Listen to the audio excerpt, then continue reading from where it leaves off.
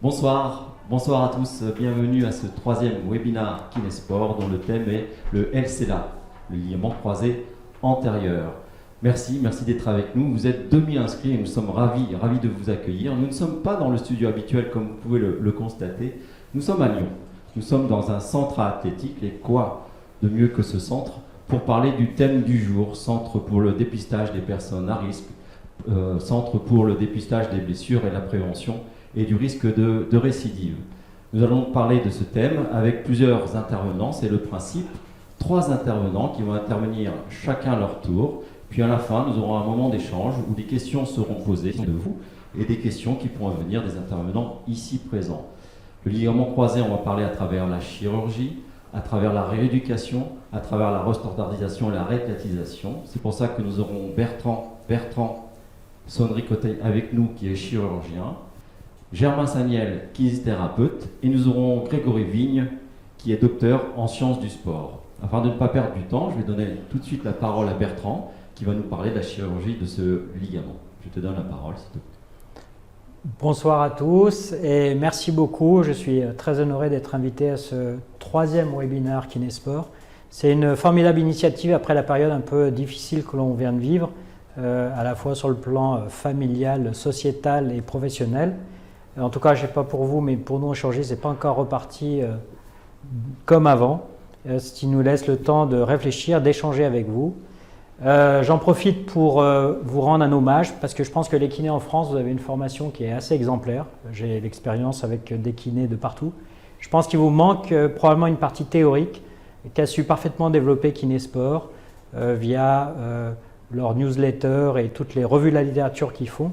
Et je vais essayer de placer ma communication sur un axe assez pratique pour vous en répondant à 3 grandes questions, mais en ayant aussi un certain nombre de références scientifiques pour vous montrer qu'on a des preuves scientifiques de ce qu'on avance. Et je crois que c'est très important dans notre profession. Donc je vais essayer de répondre à 3 questions assez simples. Vous posez souvent cette question parce que vous êtes les premiers en fait à voir les patients lorsqu'ils ont une entorse du genou. D'abord, c'est quand faut-il les opérer? A-t-on des marqueurs pour décider que c'est le bon timing pour le faire ou non? Deuxième chose, et ça c'est très important, je vais vous demander d'être très attentif parce que pour nous chirurgiens c'est un message qui est extrêmement important, c'est que devez-vous surveiller en pré- et en post-opératoire pour être certain que l'évolution sera simple. Et puis je vais vous parler d'une partie beaucoup plus pratique chirurgicale, c'est quelle est la meilleure technique ou quelle est la meilleure greffe. Parce que c'est une discussion qui existe depuis une trentaine d'années. Vous allez voir qu'on a quand même maintenant un certain nombre de certitudes. Je sais bien que vous êtes forcément dirigé et orienté par les chirurgiens avec qui vous travaillez, mais sur le plan de la littérature et sur le plan scientifique, on a maintenant des évidences. Alors, première question, c'est quand faut-il opérer un patient? Vous voyez le patient qui vient de faire son entorse du genou. Il vient chez vous, immédiatement il pense à la chirurgie parce qu'il est jeune, actif et sportif. Et en fait, c'est une question assez difficile, c'est-à-dire quel est le timing le plus adéquat en fonction du genou des patients, mais aussi en fonction de leur profession et il y a d'autres critères. Alors, on a publié cet article en 2010 qui était fait en collaboration avec les rééducateurs de Hauteville et qui était de savoir en fait quels étaient surtout les facteurs de risque de raideur et de complications, parce que ça c'est un élément qui est très important, et comment éviter que ces complications arrivent. En fait, le truc assez simple, et on a été assez surpris parce qu'on n'avait pas cette notion avant de faire ce travail. L'IRM est vachement important et lorsqu'elle retrouve une contusion osseuse bipolaire, notamment qui concerne le condyle latéral et le plateau tibial, on sait que cette population-là va avoir une évolution très lente avec des risques de raideur très importants. On ne sait pas bien pourquoi, on pense qu'il y a un mécanisme probablement chimique qui fait qu'il y a une inflammation du condyle et lorsqu'on va faire nos tunnels à cet endroit-là, va déclencher un processus probablement via les cytokines avec une inflammation très importante. Donc l'IRM est un critère extrêmement important, c'est-à-dire que si à l'IRM il y a une contusion bipolaire, notamment du condyle latéral, on va faire très attention à ne pas prendre en charge ces patients rapidement. Ensuite, sur le plan pratique, vous avez ce patient qui vient de faire une rupture du LCA. Vous voyez, c'est un joueur de rugby. Hop, mécanisme en valgus, jambe droite, rupture du LCA. Donc la première chose qu'on va voir lorsqu'on le voit très rapidement, c'est en fait d'analyser sa contraction du quadriceps, Deux critères à évaluer tout de suite, c'est 1, l'extension et 2, la contraction du vaste médial. Regardez ici, il a en fait un épanchement intra-articulaire, mais une extension et une petite contraction. Eh bien, on considère que pour nous, c'est le critère et le feu vert pour envisager la chirurgie. On le confirme, comme je viens de vous le dire, avec une IRM qui élimine une contusion bipolaire. Donc pour nous, il a des critères, il a l'extension, il a une contraction du vaste médial et une IRM qui élimine une contusion osseuse. On peut envisager la chirurgie. Je l'ai opéré 2 jours après et vous pouvez voir sur cette vidéo en post-op immédiat. Il a l'extension et le verrouillage et la contraction. On sait que ce patient va faire des suites extrêmement simples. Ça, c'est 1 mois plus tard. Je crois que la vidéo ne fonctionne pas, mais je peux vous dire que la suite a été très simple. Donc vraiment, si vous retenez ces 3 principes, extension, contraction isolée du vaste médial et absence de contusion à l'IRM, on peut envisager une chirurgie rapidement et c'est ce qu'on fait tous les jours. Donc il y a eu des notions historiques où nous, en tout cas, les chirurgiens ne nous a dit pas avant 6 semaines, à partir du moment où le genou est gonflé, ainsi de suite. Ce n'est pas vrai. À partir du moment où on respecte ces critères, on peut opérer les patients rapidement. Deuxième élément qui vous concerne plus et qui est extrêmement important, que faut-il surveiller sur les patients en pré- et post-opératoire d'une reconstruction du LCA? Alors je veux rendre hommage à Bénédicte Keller et Olivier Herachet qui m'ont à peu près tout appris parce qu'en chirurgie, on n'a aucune notion de ce que je vais développer. Et on s'aperçoit maintenant dans la pratique quotidienne que c'est l'élément le plus important. Et je dirais que quasiment tous les jours, on rencontre ces mécanismes-là. En fait, je vais insister, Germain aussi, on s'aperçoit qu'il y a une part extrêmement importante dans la prise en charge de nos patients sur l'activation du vaste médial. Le vaste médial va déterminer vos suites de manière assez incroyable. Honnêtement, je n'ai pas de réponse. Mais si le vaste médial fonctionne avant la chirurgie ou rapidement après la chirurgie, les suites sont simples. Si ce n'est pas le cas avant la chirurgie, c'est catastrophique après. Si ça ne marche pas après, les patients auront aussi des suites difficiles. Donc on a pas mal travaillé sur le sujet. Germain va en parler aussi. On a découvert en fait une notion qui est développée et publiée depuis très longtemps qui s'appelle arthrogenic muscle inhibition, où on a un mécanisme de sidération réflexe lorsqu'on a une rupture du LCA avec 2 atteintes. Il y a une atteinte frontale qui va inhiber la contraction du quadriceps, c'est ce que vous voyez tous les jours. Et surtout une notion très importante et qu'il faut vous reteniez, on a aussi un mécanisme spinal de contraction réflexe des ischio-jambiers. C'est pour ça que quand vous voyez le patient quelques jours après son entorse du genou, il est en flessum. Le flessum, il n'est pas du tout mécanique, il est lié à une contraction réflexe des ischio-jambiers. On va revenir dessus et vous allez voir que c'est extrêmement important. Donc on s'est aperçu de ça parce que ce type de patient, vous les voyez quasiment tous les jours dans votre cabinet. Les patients ont un flessum antalgique, c'est une position antalgique réflexe qui va être aggravée comme toujours parce que vous allez souvent les voir comme ça, c'est-à-dire avec une attelle, c'est catastrophique, ou très souvent ils mettent un coussin sur le genou parce qu'ils sont douloureux et c'est une position en fait pour soulager ce flessum antalgique. Alors il va être aggravé malheureusement par votre attitude, c'est-à-dire qu'on vous a appris dans les écoles à faire de l'écrase-coussin. Ça ne marche pas, ce n'est pas ça qui va lever la contraction réflexe des ischio-jambiers. Et de même qu'une électrostimulation simple, sans contrôle visuel, c'est-à-dire qu'il n'y a pas de biofeedback, ne va pas marcher pour réveiller un quadriceps. Ça marchera le temps que l'appareil marche, mais il n'y aura pas d'autonomisation derrière.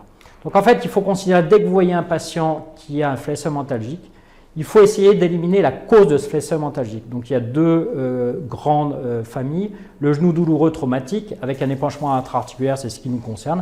Et on a le genou arthrosique qui est lui une déformation osseuse non réductible et donc qui est complètement différente du sujet de ce soir. Donc il y a un moyen très très simple de l'éliminer immédiatement dès que vous voyez un patient en flessum, c'est de le mettre sur le ventre. Et sur le ventre, vous allez voir, s'il n'a aucune contraction réflexe des ischio-jambiers, c'est plutôt un flessum d'origine osseuse. À ce moment-là, vous ne pourrez rien faire. Par contre, si jamais c'est un flessum antalgique dont on vient de parler, eh bien, il aura une contraction réflexe des ischio-jambiers. Et donc, on s'aperçoit que c'est très simple quand on met les patients sur le ventre, ce qu'on fait à peu près jamais parce qu'on n'est pas préoccupé par ça.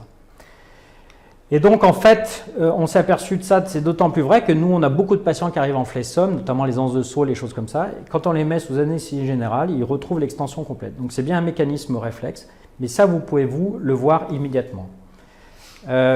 L'origine, il est d'origine centrale, c'est ce que je vous ai expliqué. Alors, on a fait un certain nombre de publications, notamment, on s'aperçoit que les patients en post-opératoire, lorsqu'ils gardent ce flessum antalgique, ils vont faire des cyclopes. Le cyclope, c'est une tuméfaction qui se met en avant de votre greffe et qui va empêcher l'extension. Ça, on sait que s'il y a 3 semaines, le patient a un flessum, il va avoir une augmentation du risque de cyclope par 3. Donc c'est un mécanisme qui est extrêmement important. Et on s'est aperçu aussi que si vous le dépistez en préopératoire, eh bien le patient ne se mettra pas en flessum post-op après la chirurgie. Donc il y a une éducation à faire qui est préopératoire extrêmement importante. Et en fait, on a des tas d'étages d'action pour lever ce flessum et c'est ce que vous faites tous les jours au quotidien. C'est-à-dire que tout ce qui est cryothérapie, tout ce qui est action locale antalgique va en fait diminuer le mécanisme d'inflammation et donc cette boucle réflexe spinale. Vous avez aussi tout ce qui est la neurostimulation, le relâchement des ischio-jambiers, c'est aussi un travail local qui va empêcher ce réflexe. Et enfin, le troisième mécanisme, c'est d'agir directement au niveau de l'influence corticale ou spinale. Et c'est ce qu'on peut avoir avec les biofeedbacks. C'est-à-dire que moi, je vous conseille vivement, non pas d'avoir des appareils d'électrostimulation, mais si vous avez simplement un contrôle visuel, c'est-à-dire un biofeedback, vous allez voir que ça va être complètement révolutionnaire. Passer de l'électrostimulation simple à un biofeedback, maintenant les prix, c'est vraiment ridicule. Simplement, quand les gens ont contrôle visuel, vous allez voir que l'activation de votre quadriceps sera de bien meilleure qualité. Pourquoi c'est important? Parce que vous l'aurez tous les jours. Je vous assure que nous, chirurgiens, on l'a tous les jours parce qu'on le voit en préopératoire et on le voit en post-opératoire. Et donc, je vais essayer de vous donner quelques clés avec une vidéo qu'on vient de publier pour vous expliquer en fait comment vous pouvez faire dans votre cabinet pour lever ce flessum. Je vous assure que c'est un exercice qui est assez incroyable, qui dure 2 minutes et qui permet de réduire 99% des flessums. Là, le cas que je vous montre, c'est assez intéressant. C'est un footballeur professionnel qui a rompu son LCA, mais qui a une once de saut de son ménisque interne. Donc, a priori, on se dit l'obstacle il est mécanique. Il ne peut pas avoir l'extension parce que le ménisque est luxé dans l'échancrure, ce qui est complètement faux. C'est-à-dire qu'on arrive à lever son flessum avec ce petit exercice. Et vous pouvez parfaitement le faire en pré ou en post-opératoire. Je lance la vidéo. Cette vidéo présente une nouvelle méthode pour éliminer un flessum du genou après rupture ou reconstruction du ligament croisé antérieur. Aucun équipement spécifique n'est nécessaire. L'exercice décrit dans cette vidéo est simple à réaliser et pour facilement s'intégrer dans une consultation standard pour les chirurgiens, les professionnels de santé impliqués régulièrement dans la charge de somatisme du genou. Le cubitus dorsal.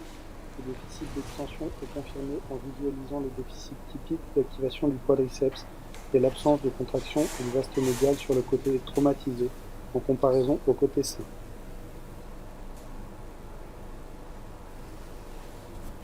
Après un traumatisme ou une chirurgie du genou, il est habituel que le patient conserve une contraction du droit fémoral et une incapacité plus profonde à la contraction du vaste médial.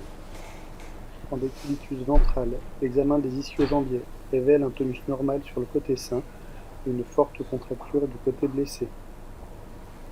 On demande alors au patient de contracter et de relâcher alternativement les ischio-jambiers. Le praticien place une main sur le talon pour imprimer une résistance à la contraction, une main sous le pied pour accompagner la descente et aider au relâchement complet des ischio-jambiers. Cet exercice est répété jusqu'à l'épuisement des ischio-jambiers, permettant de récupérer une extension complète et un relâchement de la contracture. L'étape suivante est l'activation quadricipitale. Le patient est placé en décubitus dorsal avec un coussin sous le genou. Le patient soulève alors le talon pour permettre l'extension du genou. L'examinateur peut faciliter le mouvement en soutenant la luxe. On demande alors au patient de réaliser des contractions isométriques du quadriceps. La palpation du pôle supérieur de la patella permet de contrôler la contraction correcte du quadriceps et fournit au patient un rétrocontrôle proprioceptif et visuel de l'activation quadricipitale. Une fois que la contraction du vaste médial est acquise, on diminue progressivement l'épaisseur du coussin jusqu'à l'enlever complètement. Au cours de chaque contraction, il faut visualiser l'élévation de la patella. En fin d'exercice, on constate une contraction symétrique du vaste médial et une récupération complète de l'extension active du genou.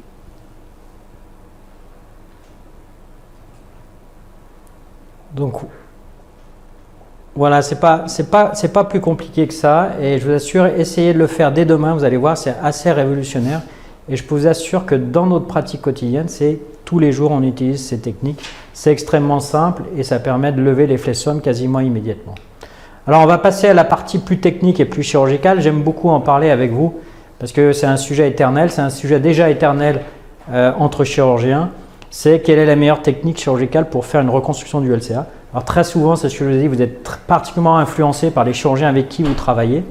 Mais je vais essayer de faire une vision un peu plus scientifique, un peu plus globale pour avoir une vision plus objective. Alors d'une façon assez intéressante, ce qu'il faut comprendre, c'est que nous les orthopédistes, on a été éduqués comme des bœufs et qu'on nous a expliqué que le plus important c'était la force, la résistance. Et donc pendant des années, on a pensé qu'il fallait une grosse greffe costaude parce que c'était ça l'absolue nécessité. On a oublié un élément extrêmement important, c'est que qui dit greffe dit nécessité d'un mécanisme de cicatrisation et d'intégration. Et on a complètement oublié ça pendant des années. Et pourtant, on a eu un modèle extraordinaire, notamment en France, avec les ligaments synthétiques qui n'ont jamais été aussi bons en termes de force, de résistance. Mais comme il n'y a pas eu d'intégration et de cicatrisation, c'était une catastrophe absolue. Ça aboutit à des ruptures systématiques. Alors, on n'a jamais été vraiment sensibilisé à ça. Les chirurgiens le sont assez peu, mais ça commence à évoluer. Moi, ceux qui m'ont complètement fasciné, c'est les Japonais qui ont travaillé là-dessus depuis des années, pour nous un siècle.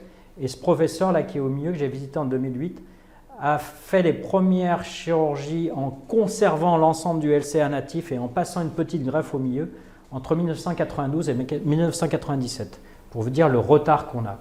Mais enfin, ça nous a ouvert l'esprit sur le fait que ce petit ligament, en fait, on cherche à le remplacer, mais qu'on peut aussi le conserver. Et en le conservant, on va garder tout le capital cellulaire nécessaire à sa cicatrisation, mais aussi tout ce qui est mécanorécepteur et qui est extrêmement important pour votre travail de proprioception et autres. Donc on essaye de développer maintenant des techniques, je dirais, mini-invasives, où on va essayer de préserver un maximum ce ligament croisé antérieur pour passer notre greffe au milieu. Donc on a décrit cette technique, ça s'appelle le SAMBA, Single Anteromedial Bundle Biological Augmentation, où on va conserver le LCA natif et passer notre greffe au milieu, de façon à optimiser le mécanisme cicatriciel. Et on va même pousser le vis, vous avez dû voir quelques cas où maintenant, techniquement, on est capable de le faire. On fait même des réparations du LCA, c'est-à-dire qu'on ne le remplace plus, mais on va le réparer lorsqu'il y a un certain nombre de critères, notamment des ruptures fraîches avec des ruptures proximales. On peut réparer parce qu'on s'est aperçu qu'il y avait un capital cicatriciel.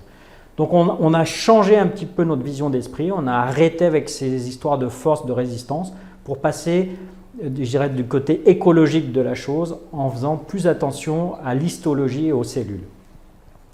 Donc ce sujet qui est encore récurrent et dont vous entendez probablement parler avec les chirurgiens qui travaillent avec vous, de quelle est la meilleure greffe, en fait c'est complètement caduque. Donc avant c'était le tendon rotulien, il y a quelques années c'est les ischio-jambiers. Je ne sais pas si vous suivez, mais maintenant la grande mode c'est le tendon quadricipital. On va révolutionner la chirurgie avec le tendon quadricipital. C'est assez marrant parce que nous on en a fait entre 2006 et 2008. On n'a eu aucune amélioration des résultats. Et la preuve c'est que moi j'ai eu un tendon quadricipital en 2005 et je peux vous montrer ma fémoro-patellaire qui est bien abîmée. Donc je vous assure qu'on n'a pas révolutionné quoi que ce soit avec le type de greffe. Et donc il y a des cycles avec des modes, mais visiblement ce n'est pas là que va se situer la résolution de nos problèmes. Et notamment, c'est assez vrai parce qu'on s'est aperçu qu'à cause du développement de l'arthroscopie, ce qui est vachement bien pour nos patients, les suites sont beaucoup plus simples, ça permet d'avoir quand même des suites beaucoup plus faciles qu'auparavant. On a finalement oublié tout ce qu'il y avait autour, qui était parfaitement décrit dans les années 90, où vous avez tous connu ces immenses balafres. En fait, on s'est aperçu, ou on a oublié, suite au développement de l'arthroscopie, qu'il y avait des lésions associées lorsqu'il y avait une rupture du LCA, et qu'une rupture du LCA isolée était quasiment inexistante. Là, je vais vous montrer cette magnifique vidéo de la rupture de Michael Owen, et vous allez voir comme c'est un mécanisme lésionnel extrêmement compliqué, qui associe une translation, une rotation, un mécanisme réflexe de réduction du tiroir. On peut imaginer, regardez ce mécanisme, il y a forcément des lésions associées parce que le mécanisme est extrêmement complexe. Si on analyse de manière pertinente son mécanisme lésionnel, c'est ce qu'on a fait avec cette vidéo, on a mis une dizaine d'années pour comprendre l'ensemble des lésions. On peut voir sur cette vidéo que vous avez un premier mécanisme qui est un mécanisme de translation du tibia, qui va entraîner une rupture du LCA et très souvent, c'est ce qu'on décrit maintenant, des lésions de la racine du ménisque externe à cause du ligament ménisco-fémoral. Vous allez avoir ensuite une rotation tibiale qui va entraîner des lésions antéro-externes et un mécanisme réflexe de réduction du tiroir qui est automatique, probablement d'origine neurologique là encore, avec une contraction réflexe du semi-membraneux qui va entraîner des lésions du POL et les fameuses lésions qu'on décrit maintenant de rampe. C'est-à-dire qu'en fait, il y a un mécanisme extrêmement compliqué qui va entraîner une association de lésions très compliquée. Alors, c'est un papier récent, c'est assez marrant. Les Italiens, c'est l'équipe de Rome, sont amusés à opérer en frais les ruptures du LCA, ce qu'on a quasiment plus, c'est-à-dire dans les 10 premiers jours, et ouvrir le fascia latin en externe. Et comme par hasard, ils retrouvent dans 90% des cas des lésions associées des structures antérolatérales. Donc c'est une réalité, mais quand on fait l'arthroscopie, eh bien, on ne va pas voir ces lésions et donc on les néglige et on les oublie. Alors vous avez probablement entendu ou plus ou moins parler il y a une controverse incroyable sur l'existence ou non d'un ligament qui s'appelle le ligament antérolatéral, qui a été redécrit en 2014 et qui a fait un buzz médiatique incroyable.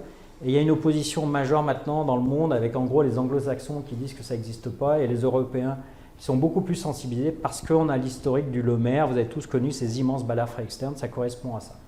Pourquoi on s'intéresse à tout ça, à ces lésions périphériques, on tourne un peu autour de cela. Pourquoi? Parce qu'il faut reconnaître qu'en 2020, les résultats de nos ligamentoplasties du LCA sont complètement inacceptables. On peut considérer dans la population à risque à peu près 20% des gens qui recassent, c'est monstrueux. À peu près 20% à 25% des gens qui sont réopérés, soit pour des complications type cyclope qu'on vient de citer, mais plus principalement par des mastectomies secondaires. Et on a uniquement 50 à 60% des patients qui reprennent le sport au même niveau. Ça veut dire que nos résultats sont catastrophiques. Il faut avoir l'honnêteté de le dire et donc d'essayer de travailler pour améliorer cela. Alors, historiquement, vous connaissez tous, on est passé du Lemaire qui était ces immenses balafres externes où on prenait un morceau de fascia lata qu'on passait sous le LCL pour essayer de renforcer et avoir un contrôle rotatoire, qui est non anatomique et qui a été décrié et abandonné parce qu'il y avait beaucoup de complications, mais les protocoles de rééducation n'étaient pas les mêmes avant. Et on est passé maintenant à une reconstruction percutanée basée sur la description anatomique de ce ligament antérolatéral, qui est un petit ligament qui est superficiel au ligament collatéral latéral et qui a un rôle important dans le contrôle rotatoire.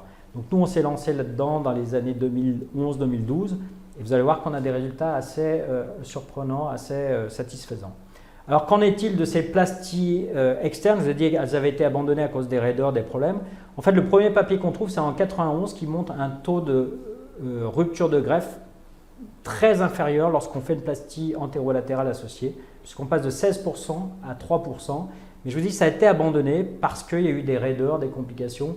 Et dans le monde anglo-saxon, tout le monde a eu peur des risques d'arthrose. En fait, toutes les revues de la littérature montrent maintenant que le risque d'arthrose n'est pas du tout lié à ces plasties associées, mais il est lié au fait de faire des mini-sectomies quand on fait une reconstruction du LCA. C'est pour ça que maintenant, on préserve au maximum non seulement le LCA natif quand on peut, c'est ce que je vous ai dit, mais aussi on répare les ménisques parce qu'on sait que c'est prédictif d'une arthrose à long terme chez des patients jeunes. Voilà un cas d'un footballeur professionnel qui a rompu son LCA pendant un match avec une IRM qui montre une rupture proximale du LCA et une lésion du ménisque. Donc là, je voulais vous montrer l'arthroscopie, c'est très intéressant. Vous voyez, on appelle ça une rupture intrasynoviale. C'est-à-dire que le LCA est quasiment intact, mais il est rompu au niveau proximal. Et donc, c'est dans ces cas-là qu'on va essayer de conserver l'ensemble du LCA et non pas le réséquer comme on faisait avant et faire notre greffe. Donc, typiquement, c'est un sportif professionnel. On fait une reconstruction du LCA, vous allez voir, mais la greffe, je pense, n'est pas très importante. Et on va rajouter cette plastie antérolatérale qui, pour nous, répare les lésions antérolatérales associées, mais va aussi protéger notre reconstruction avec des résultats cliniques qui sont assez intéressants. Je vous ai juste montré une vidéo pour l'antérolatéral pour vous montrer. En fait, on fait ça en percutané.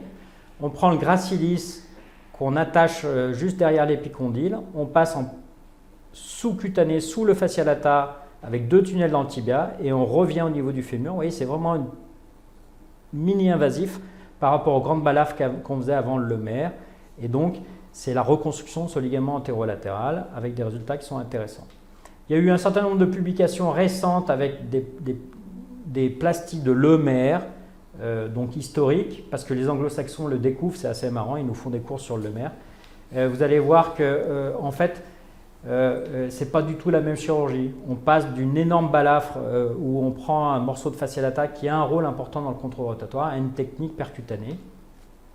Et on sait qu'il y a des conséquences qui sont complètement différentes. Donc là, on a fait aussi une petite vidéo, une animation pour vous montrer la différence entre un lomère et un ligament anterolatéral. Lateral extra-articular procedures are performed with increasing frequency in ACL-injured knees. The surgical landmarks are illustrated here. An anterolateral ligament reconstruction is demonstrated here.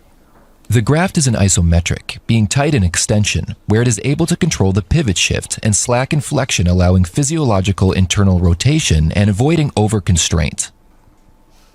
In contrast, the modified lomere is isometric.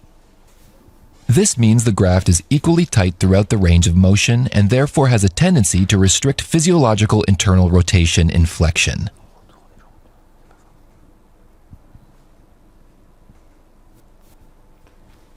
Donc je dirais que notre plastie est une plastie moderne par rapport à ces plasties antérolatérales, avec des résultats qui sont impressionnants parce que sur les populations à risque, on a fait déjà un certain nombre de publications, on passe en gros de 12% de re-rupture à 4% lorsqu'on fait une plastie antérolatérale. Et vous allez voir, on a des chiffres à long terme qui sont encore plus importants. Donc on a étendu de manière incroyable nos indications de ligament antérolatéral. Je dirais qu'en résumé, on fait des plasties antérolatérales chez tous les patients qui sont à risque de re-rupture. Et ça représente à peu près 80% de notre population, donc c'est relativement important. Alors on conserve quelques indications pour les plasties de lomère, sur les reprises, sur les enfants, parce qu'on ne peut pas faire des techniques comme les autres, donc on conserve un certain nombre d'indications. On a voulu pousser plus loin, c'est-à-dire qu'on sait que dans le monde entier, notamment dans les pays anglo-saxons, surtout aux États-Unis, le gold standard, ça reste le tendon rotulien. Et on a fait une étude prospective randomisée en comparant deux populations, tendon rotulien classique avec notre technique. On a commencé l'étude en 2016 avec près de 600 patients, où on a choisi uniquement les populations à risque.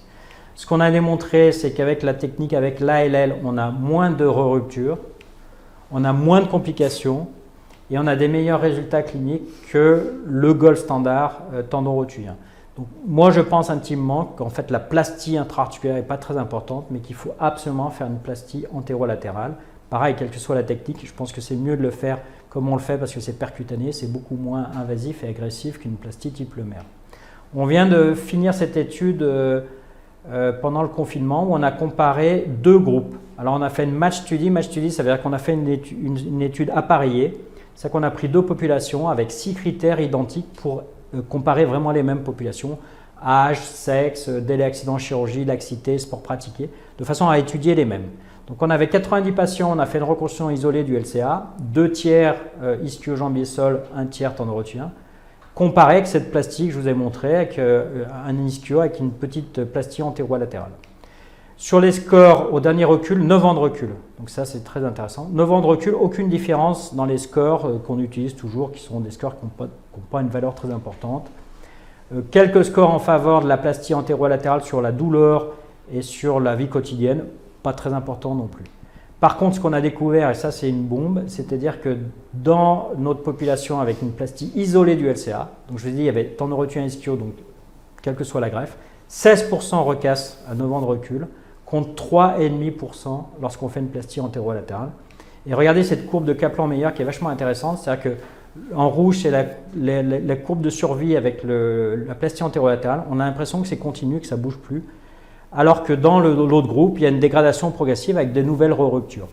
Et ceux qui s'intéressent à la littérature, la plupart des auteurs publient leurs résultats à 2 ans de recul d'une plastie du LCA. Vous voyez que là, dans notre groupe, la plastie isolée, à 2 ans de recul, on avait 4% qui recassaient.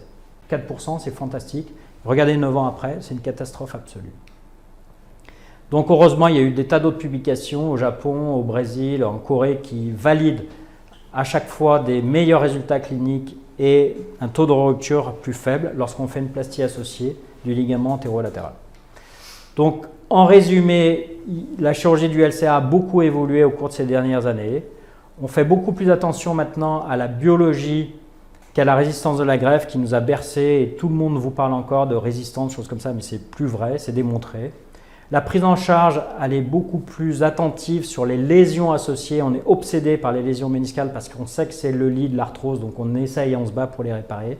On est aussi beaucoup plus sensibilisé sur les lésions associées qui ont été parfaitement décrites dans les années 90, mais on a oublié tout ça à cause du développement de l'arthroscopie. Et nous pensons de manière maintenant certaine que les plasties extra-articulaires sont vraiment obligatoires pour les populations à risque parce que ça diminue le taux de rupture. Globalement, je dirais en résumé, c'est assez facile, mais c'est vrai.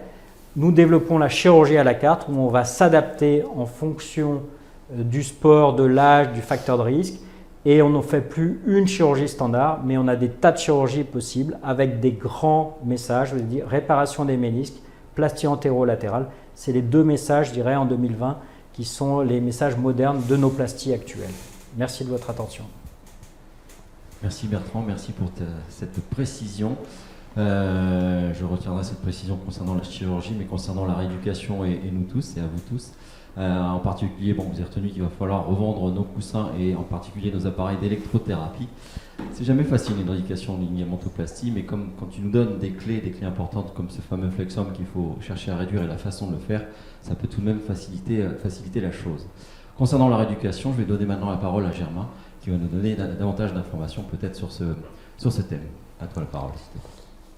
Alors bonsoir à tous, donc je vais vous parler de la réhabilitation du LCA, vous montrer un petit peu la vision qu'on essaie de promouvoir aujourd'hui chez Kinesport et justement il ne faut pas oublier une chose, c'est que cette vision-là aujourd'hui elle est le fruit de beaucoup d'années de travail et beaucoup d'échanges avec des spécialistes sur le genou en particulier depuis quelques années avec Bertrand avec qui on échange beaucoup et voilà, je vais essayer de vous donner des clés, des phases clés à passer dans votre réhabilitation et arriver à comprendre aujourd'hui une chose fondamentale qu'on connaît aujourd'hui, c'est la notion temporelle doit être complètement oubliée de notre processus de réhabilitation. Et ça, c'est important. C'est-à-dire que la littérature scientifique nous donne aujourd'hui les clés en nous disant qu'il faut être capable de faire passer des phases cliniques à nos patients et de valider des critères objectifs de passage de phase clinique pour valider le processus de réhabilitation tout au long de la prise en charge. Alors, ce qui va être intéressant par la suite, ce sera l'intervention de Grégory Vigne aussi du centre athlétique qui va nous permettre de voir que, encore une fois, pour valider le RTP, il faudra être capable de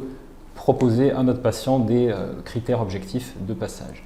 Alors, on sait aujourd'hui que la qualité des guidelines sur la réhabilitation du croisé, elle est bonne, c'est-à-dire que la littérature nous donne des bonnes indications pour faciliter la réhabilitation de nos patients, mais la problématique qu'on rencontre, c'est qu'on a une validité externe de ces données-là qui n'est pas très bonne aujourd'hui. C'est-à-dire que les kinés libéraux ont des difficultés à proposer ces guidelines en pratique clinique courante.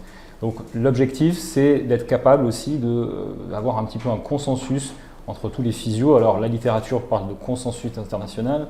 Je pense déjà que si on a un consensus français, ça serait déjà très bien, sur cette notion de rééducation et quelle phase utiliser et quels critères utiliser. L'objectif, c'est de vous montrer par phase quels sont les critères importants. On va essayer de les décrire tranquillement et essayer d'avancer là-dessus pour repartir sur le RTP après avec Grégory. Donc la phase 1, l'objectif pour nous, et Bertrand en a parlé très bien au préalable, et j'en parle aujourd'hui grâce aux échanges avec Bertrand, je tenais quand même à le dire, c'est que notre point principal en phase 1, ça va être de récupérer l'extension à zéro et de récupérer le vaste médial. Ça va être cette lutte contre l'AMI qui va être fondamentale par les techniques qu'on a pu voir au préalable, c'est-à-dire le relâchement des ischio-jambiers et l'utilisation d'un biofeedback. On verra comment on peut l'utiliser en pratique quotidienne simplement. L'AMI, on rappelle très brièvement, c'est cette incapacité durable à aller contracter le quadriceps, d'accord ? Et cette AMI va perdurer en fait au fil du temps parce que dû à la lésion du LCA, à la désafférentation, à l'œdème, à la laxité et également au choc direct qu'il va y avoir sur les récepteurs lors de la lésion, on va avoir des réflexes spinaux qui vont se mettre en route et qui vont faciliter cette AMI. C'est ce qu'a montré Bertrand sur le schéma d'une de leurs publications de 2018. Donc l'objectif pour nous, ça va être de lutter contre ça, de le diagnostiquer aussi en tant que kiné, et c'est important parce qu'un patient qui arrive avec un léger flexome, c'est un patient sur lequel il va falloir être capable de vérifier si le vaste médial est présent ou non. Donc il y a des techniques qui fonctionnent, on les a montrées au préalable sur cette étude qui était sortie du centre Santi également, et il y a des techniques qui ne fonctionnent pas, donc on le répète, qui va être un peu redondant, l'écrase-coussin, l'électrostime, aujourd'hui ça doit partir de nos cabinets, on doit passer sur autre chose, je sais que c'est pas facile à entendre mais il faut le faire. La cryothérapie fonctionne, la fatigue des ischios fonctionne, et elle est renforcée derrière de façon intelligente en évitant la co-contraction.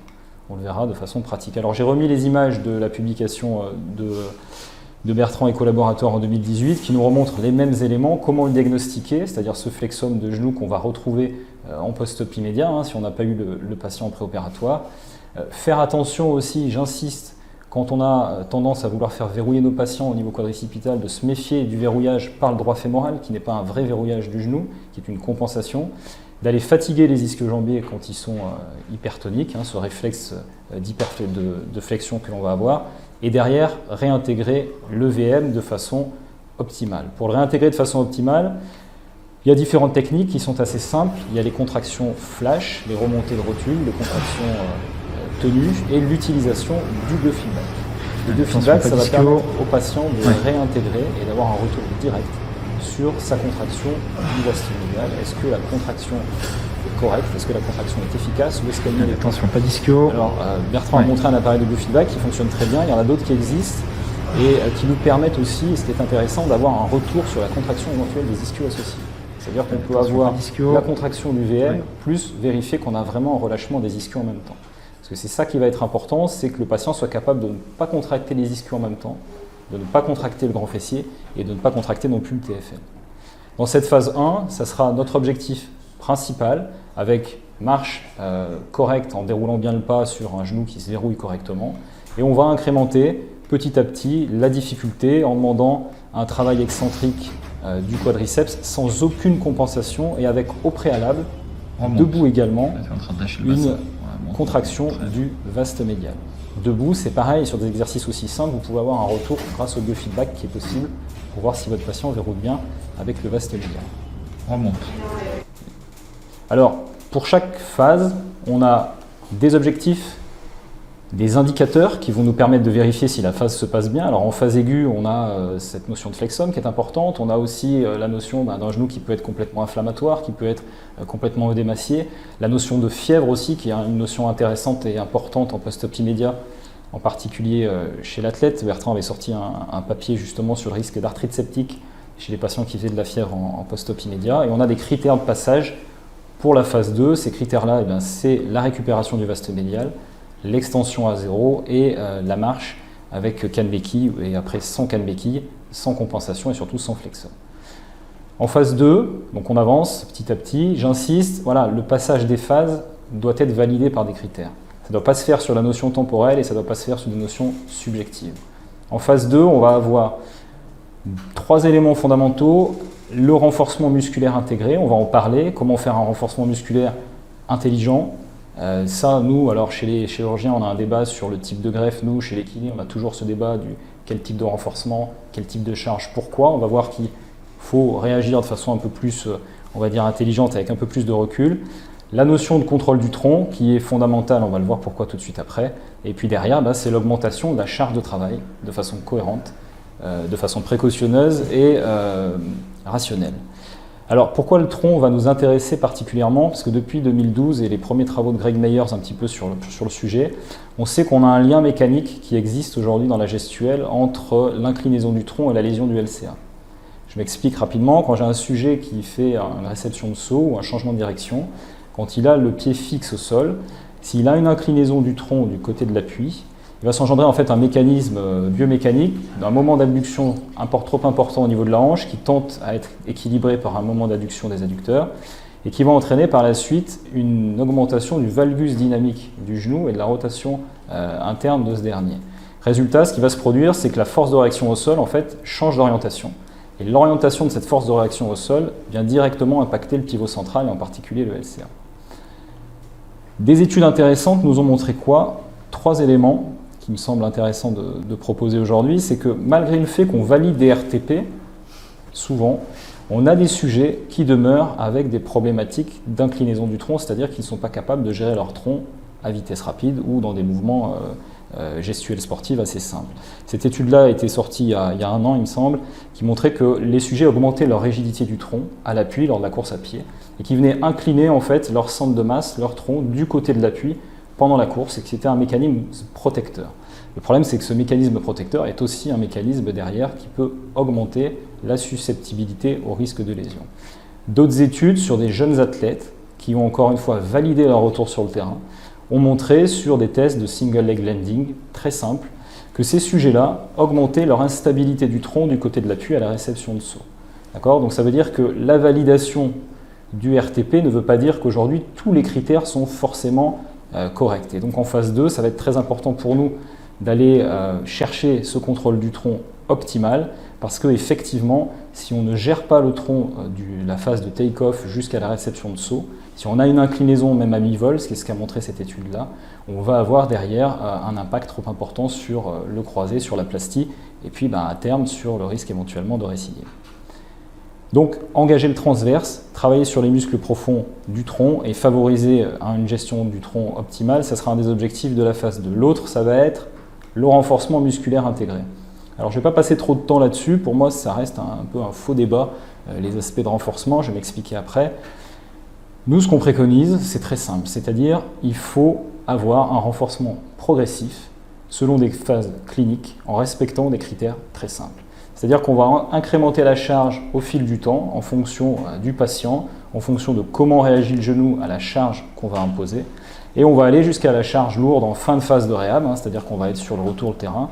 Et au préalable, on va gérer les pourcentages de RM, le nombre de répétitions, et on va voir comment le sujet s'adapte à cette situation-là. Sur des exercices très simples, c'est ce que nous montre cette étude de Gokeller en 2019, des deadlifts, des fentes bulgares, et la seule incrémentation de la charge au fil du temps va nous permettre, c'est ce qui est très bien montré dans cette étude-là, d'aller normaliser la force quadricipitale et les ischios à 7 mois post-opératoire. D'accord ? Sans avoir fait de travail spécifique sur machine, on arrive à normaliser de la force en travaillant de façon, j'ai envie de dire, progressive et intelligente. Et ce qui est intéressant, c'est que ces sujets, quand on les compare, ces sujets qui se sont fait opérer, quand on les compare à des sujets sains, à 10 mois, ils sont même plus forts au niveau du quadriceps et des ischios. Donc ça va être important d'être cohérent et progressif dans la façon qu'on va avoir de prescrire nos exercices de renforcement. Alors, là-dessus, c'est un aspect peut-être un peu plus théorique, mais c'est pour expliquer qu'aujourd'hui, la fonction quadricipitale, et on en revient un petit peu à boucler la boucle par rapport à la problématique de l'AMI en post-op immédiat ou en préopératoire, c'est-à-dire que la fonction quadricipitale, elle n'est pas dépendante seulement des aspects morphologiques, mais elle est dépendante également des fonctions neuronales. Et aujourd'hui, on a des sujets qui ont repris le sport, qui ont normalisé une force, par exemple sur appareil isocinétisme, mais qui vont avoir des diminutions de capacité en fait, de générer des potentiels d'action jusqu'au quadriceps. Alors en pratique réelle, pour l'instant, on n'a pas énormément de possibilités pour impacter cette fonction-là, mais on verra que sur la phase 4, quand on repart sur le terrain, on a des éléments qui sont intéressants. Et ce qu'il faut bien voir, c'est qu'on a une corrélation aujourd'hui entre ce déficit de fonction neuronale, c'est-à-dire d'activité globalement centrale, sur derrière les capacités du sujet fonctionnel, sur son ressenti, et on a des déficits qui perdurent jusqu'à 6 ans post-opératoire. L'objectif, c'est de dire quoi ? C'est de montrer qu'aujourd'hui, la seule notion de force, c'est comme au final la notion temporelle, elle est désuète dans notre pratique courante. Il faut voir la façon beaucoup plus globale, et on verra en fin de présentation l'intérêt aujourd'hui de considérer le système nerveux central dans notre réhabilitation du croisé antérieur. L'activation volontaire, également, on se rend compte qu'elle est déficitaire chez des sujets qui valident pourtant des RTP. D'accord ? On a des sujets qui ont un déficit de ratio d'activation de force qui va perdurer malgré une force qui s'est normalisée jusqu'à 95%. Alors les exercices en phase 2, c'est ce qu'on a pu voir sur les images tout à l'heure. Au final, c'est des exercices très simples. Et derrière, on va voir comment notre sujet commence à s'adapter. La capacité qu'il a de réagir avec le sol. On va travailler sur les différents types de contractions musculaires. On va travailler sur la réactivité au sol, sur la gestion du tronc. Et l'idée, c'est d'incrémenter la charge et de favoriser, encore une fois, j'insiste, fonction correcte du tronc dans le mouvement, gestion du bassin, et travail, on va dire, global en concomitance avec le pied et puis le membre inférieur. On rajoute à ça, mais on verra plus tard, un travail neurocognitif, particulièrement avec des lunettes stroboscopiques, on verra à quoi ça correspond, pour aller remettre aussi le sujet dans une contextualisation plus complexe du renforcement et pour qu'il puisse s'intégrer par la suite un peu plus à son environnement sportif. Les critères de passage en phase 3, vous les voyez ici. L'objectif de la phase 3, il va être très simple. On augmente la charge, on travaille sur la reprise de course, sur la qualité gestuelle et biomécanique, et on va commencer à intégrer les spécificités de l'activité. D'accord ? Le travail métabolique au sport, alors je l'ai intégré à la phase 3. Au final, c'est un travail qu'on doit démarrer dès le début de la phase post-opératoire, Parce que quand on travaille particulièrement avec des sportifs de haut niveau, il faut bien voir qu'on va remettre un athlète au sport. On ne va pas simplement remettre quelqu'un avec un genou, simplement il faut qu'il soit capable derrière de réagir de façon correcte aux contraintes qui lui seront imposées par l'activité. La reprise de la course, c'est un élément très important de la phase 3 et encore une fois, j'insiste, on ne peut pas se permettre aujourd'hui de valider une reprise de course de façon subjective.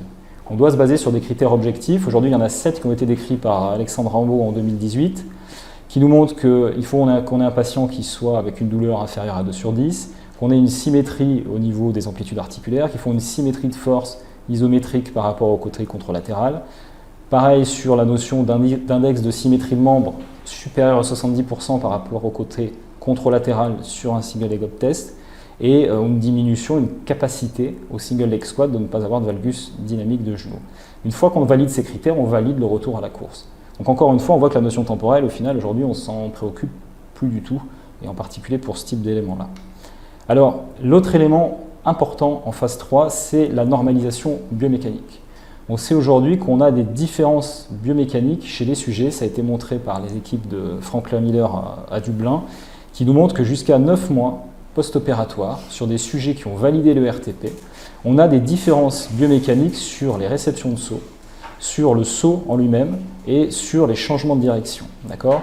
Et il s'avère que ces déficits biomécaniques vont dans le sens derrière de l'augmentation du valgus dynamique de genou, de l'inclinaison de tronc. Donc on va sur des sujets en fait, qui sont en train de faire un petit peu le lit éventuel d'une plus grande susceptibilité à un risque de récidive. Alors nous, ce qu'on va chercher à voir après en pratique courante, c'est un élément fondamental sur la biomécanique, parce qu'on n'a pas tous des laboratoires d'analyse 3D, il faut être clair, c'est cette notion de stiff landing.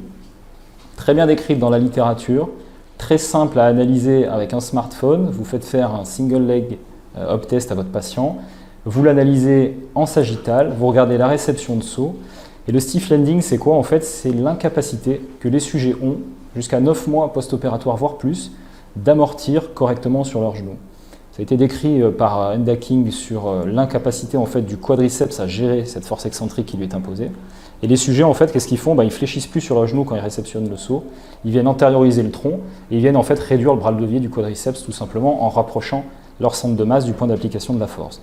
Donc ça, c'est un élément fondamental avant les tests de RTP que nous, on doit voir dans la phase 3 pour pouvoir aussi rendre nos patients à Grégory par la suite, c'est-à-dire leur permettre d'avoir des tests de RTP qui soient corrects et pas les amener sur des tests qui seront forcément compliqués par la suite. Il faut optimiser cette phase 3 parce qu'on va se rapprocher de la reprise sur le terrain. Le travail de renforcement musculaire, il va évoluer. On va être sur un bloc 1 avec un pourcentage de RM peu important, un travail plutôt, on va dire, segmentaire.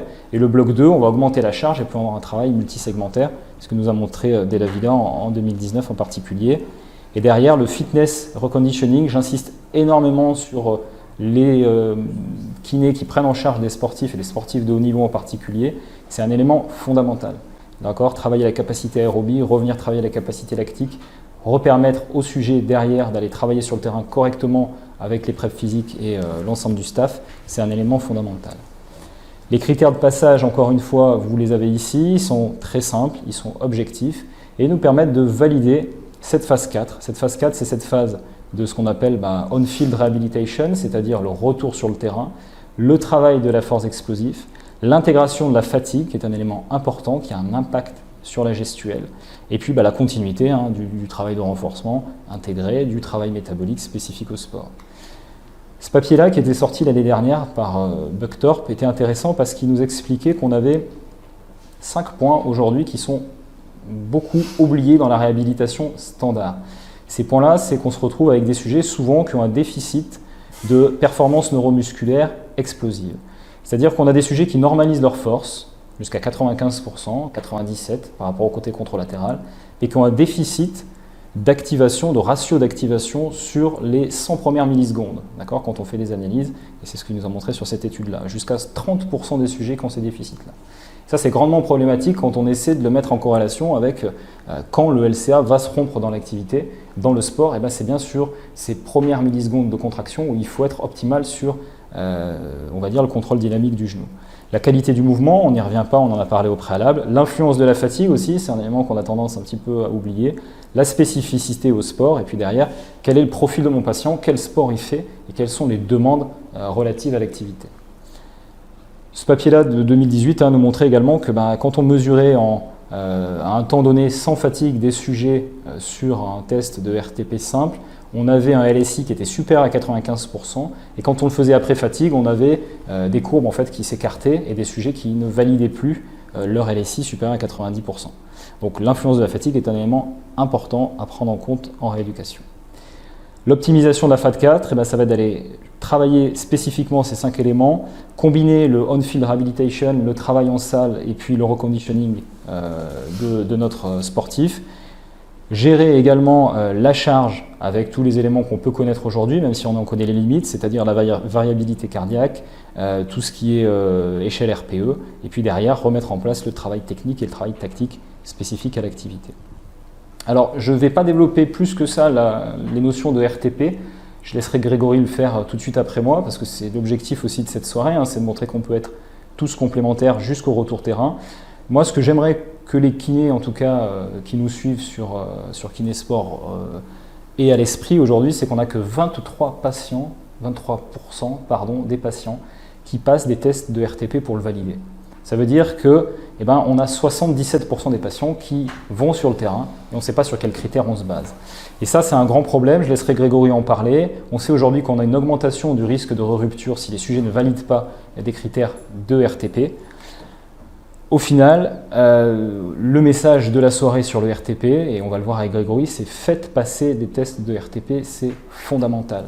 Je pense qu'en tant que kiné, déjà, ça va nous donner beaucoup plus de validité, ça va nous permettre d'échanger beaucoup plus avec les chirurgiens, permettre aussi que notre voix porte un peu plus envers les chirurgiens, nous donner de la crédibilité pour derrière montrer qu'on est capable de proposer un travail cohérent et de qualité.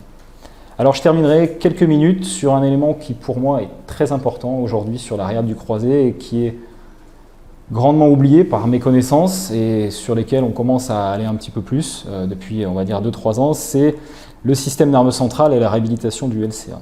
Alors ce qu'il faut bien comprendre, c'est que quand vous faites une rupture du croisé, d'accord, quand vous avez une lésion du LCA, il y a la douleur, il y a l'œdème, il y a la laxité et la désinférentation qui va créer en fait un phénomène de neuroplasticité cérébrale. Et ce phénomène de neuroplasticité cérébrale, ça entraîne par la suite, vous allez voir, des éléments de compensation chez nos sujets qui doivent être normalisés par la réhabilitation.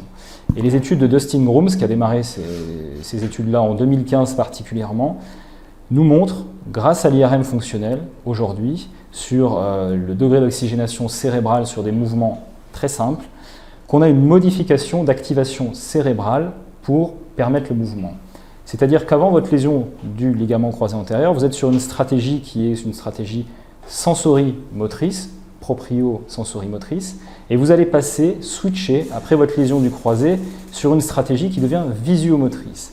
C'est-à-dire qu'on a des sujets qui deviennent dépendants de la composante visuelle pour aller derrière planifier leur action motrice.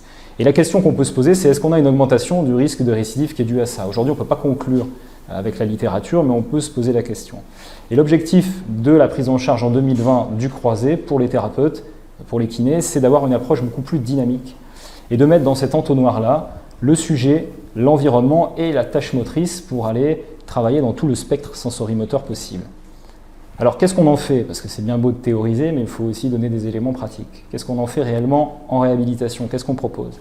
Il y a 3 sujets fondamentaux aujourd'hui, c'est améliorer le contrôle moteur en favorisant des principes d'apprentissage moteur optimaux, on va les voir tout de suite après.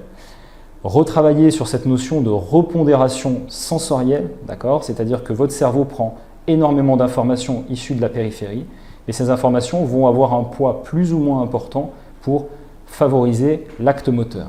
Et derrière, avoir une corrélation des charges cognitives relatives à l'environnement sportif. Alors comment on fait en pratique?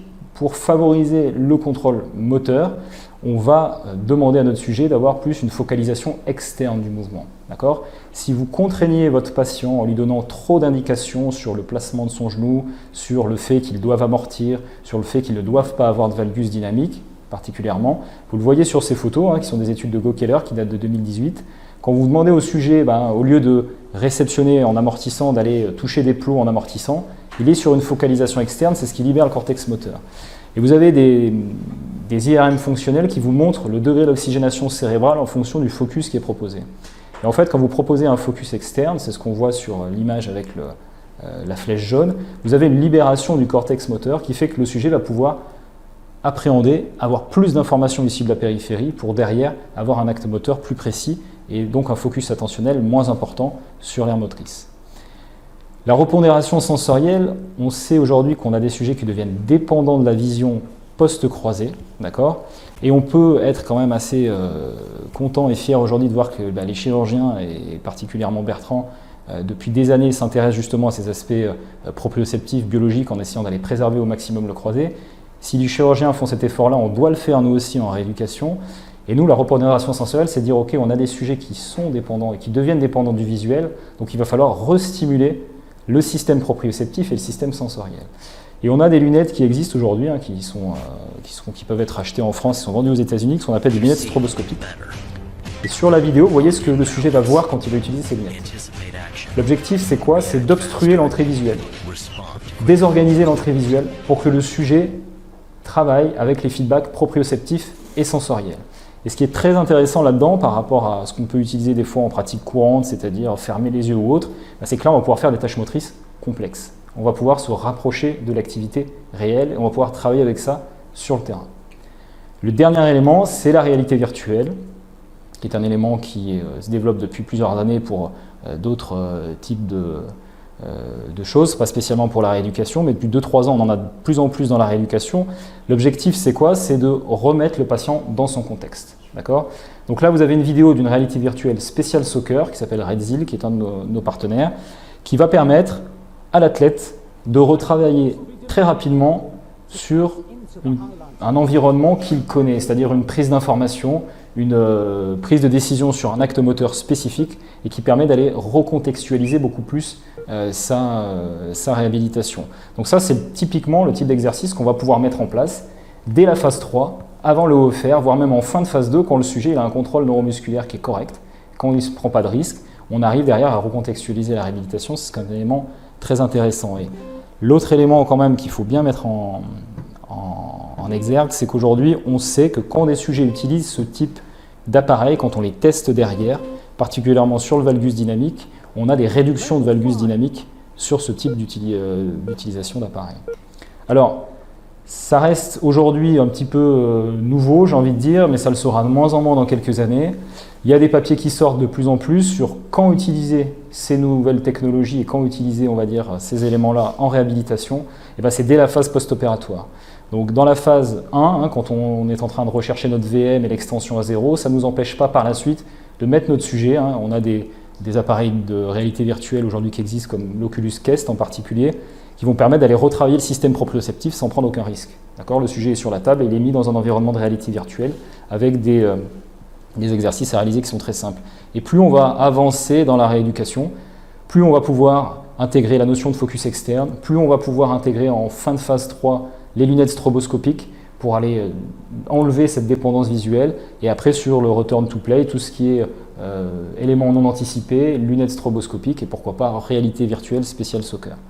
Donc au final, les messages sur la réhabilitation aujourd'hui, la rééducation que j'aimerais bien donner, c'est que il faut être cohérent, il faut être pragmatique, il faut être rationnel, il ne faut pas vouloir faire rentrer spécialement notre patient dans des cases et surtout pas le faire rentrer dans des cases temporelles.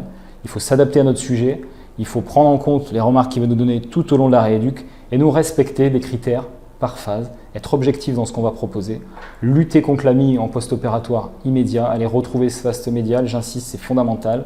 En phase 2, aller retrouver un contrôle du tronc qui soit pertinent et correct, avoir un renforcement progressif intelligent, ne pas y aller trop fort et de façon incohérente, et derrière, revenir sur la spécificité sportive, et en phase 4, repartir sur le terrain. Le système nerveux central, au final, c'est de la phase 1 à la dernière phase jusqu'au terrain qu'il va falloir être capable de l'intégrer dans notre prise en charge. Et j'insiste, en fil rouge de tout ça, si vous prenez en charge aussi des athlètes de haut niveau, il y a toute la notion de fitness reconditioning du début jusqu'à la fin qui est fondamentale. L'idée post-LCA, c'est quand même de remettre un athlète sur le terrain plus fort qu'avant la lésion. Voilà, merci à tous et je vais laisser la parole à Grégory qui va nous permettre faire ce pont qui manque beaucoup, souvent chez nous rééducateurs, entre ce qui se passe en salle et ce qui va se passer sur le terrain. Merci. Merci Germain. Merci pour ta précision. On a bien compris qu'au-delà de la rééducation, il y a des termes qui te tiennent à cœur.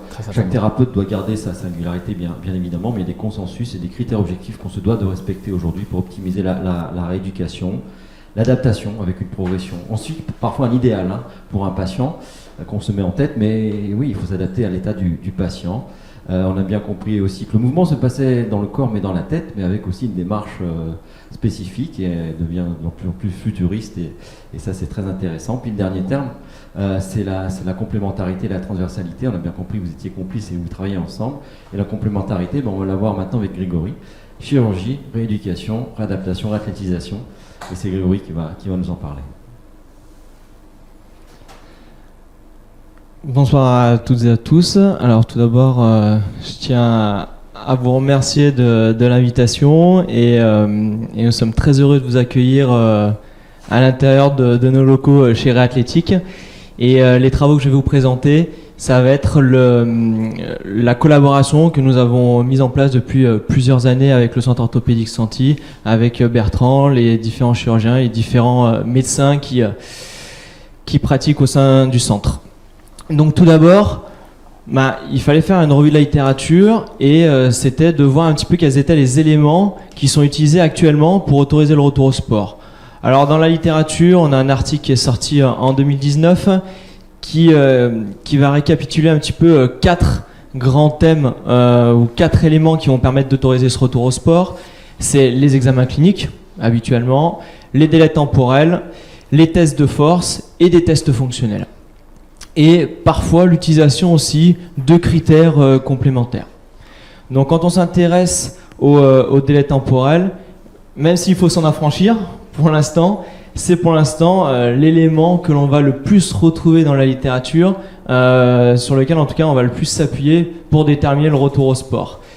C'est utilisé dans énormément d'études comme le seul critère, et quand on creuse un petit peu dans ces études-là, il y en a quand même quelques-unes qui vont essayer de déterminer sous forme de normes.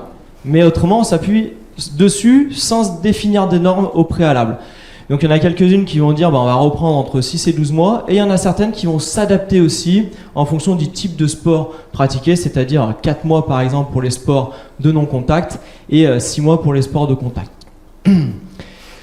Par contre, par rapport aux études qui ont été faites, les délais temporels, il n'existe pas de consensus. Donc on n'a pas de preuves scientifiques pour nous permettre d'utiliser en fait ce critère comme un critère principal, comme il est utilisé actuellement comme un critère principal de retour au sport.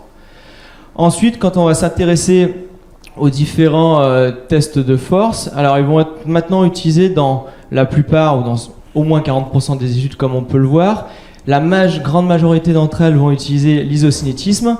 Quelques-unes maintenant, tu en as parlé aussi tout à l'heure avec l'article d'Alex Rambaud qui utilise maintenant le dynamomètre à main qui est de plus en plus utilisé et de plus en plus abordable aussi. Et ensuite, il va y avoir d'autres éléments ou d'autres types de tests. On va s'appuyer sur un nombre de répétitions par rapport au pourcentage de poids de corps. On va essayer de faire certains tests et de les rapprocher d'un certain LSI. Bon, en tout cas, dans la littérature, ce qu'on peut retrouver, c'est qu'au niveau des tests de force, quand on a une différence constatée ou avérée de plus de 20%, on sait que ça va augmenter le risque de blessure. Mais également, ce qui est important, c'est de faire ce ratio et cette balance agoniste-antagoniste, puisqu'on a l'article de Kiritsis qui avait montré que quand la balance était déséquilibrée, donc c'est-à-dire inférieure à 60%, et on avait une augmentation du risque de rupture. On va avoir aussi les tests fonctionnels.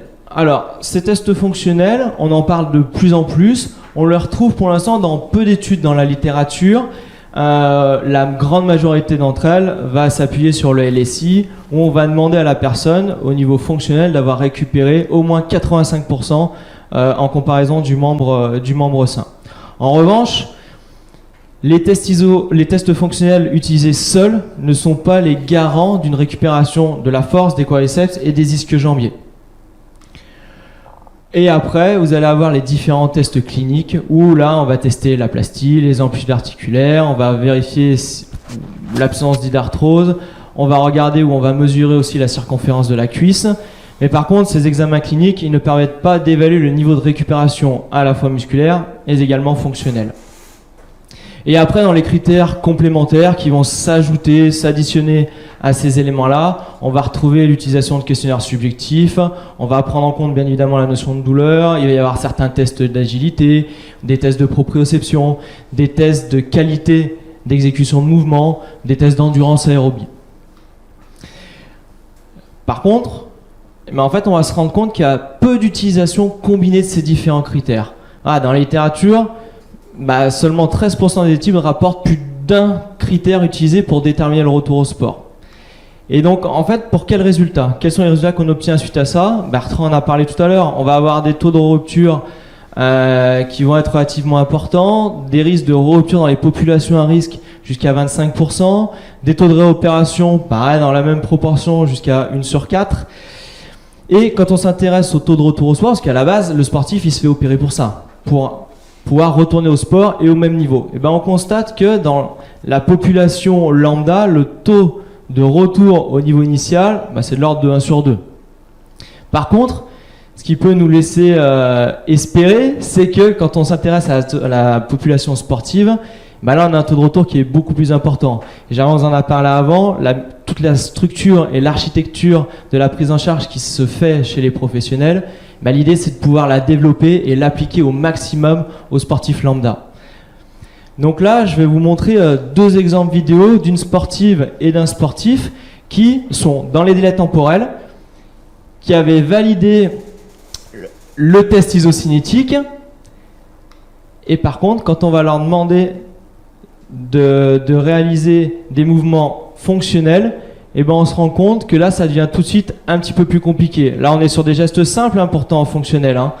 Mais par contre, on se rend compte qu'on n'a aucune coordination, aucune stabilité, et que la personne n'arrive absolument pas à retranscrire la force qu'elle a pu avoir, en tout cas qu'elle a travaillé sur ces mouvements fonctionnels. Et alors là, quand on désaxe, ça devient très compliqué.